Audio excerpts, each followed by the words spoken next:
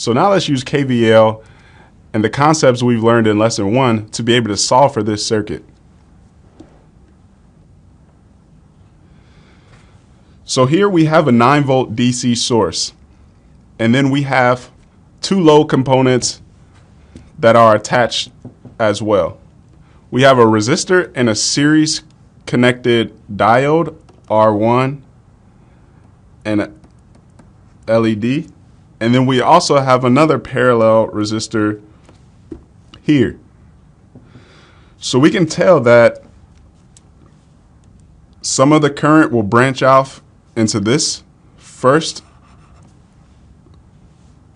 branch, and then the other current will flow through the second branch.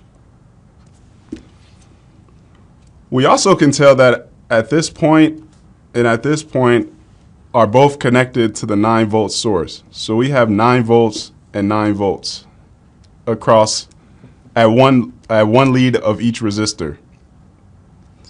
So since this edge of the resistor is connected back to ground, we can assume that the voltage drop across that resistor is 9 volts. But since we've discussed in previous class that there's a 1 volt drop across the LED, we have to take into consideration for that as well.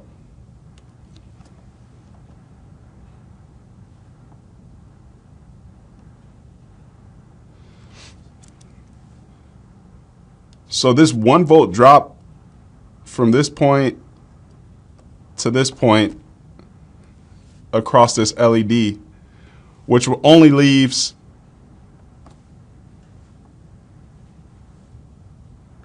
eight volts to be dropped across this resistor here.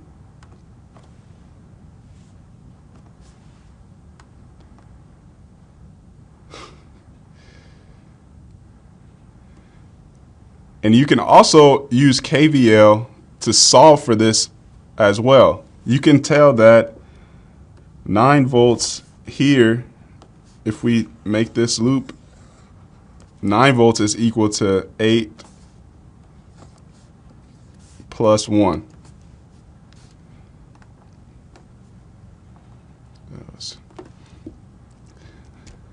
Now the second of the Kirchhoff's law is called Kirchhoff's current law, or KCL. This is also a derivation of the conservation of energy law, which states that the sum of currents entering a node equals the sum of those leaving the node. So again, for this one, you have to designate a node that you want to establish to be able to do your analysis. Here we're going to establish this node A. And we see that I1 is entering the node here. This current I1 is entering the node, but I2 and I3 are both leaving the node. So we can state the equation that I1 equals to I2 plus I3. This also fits with our faucet analogy as well. So if we have a faucet running into a tube,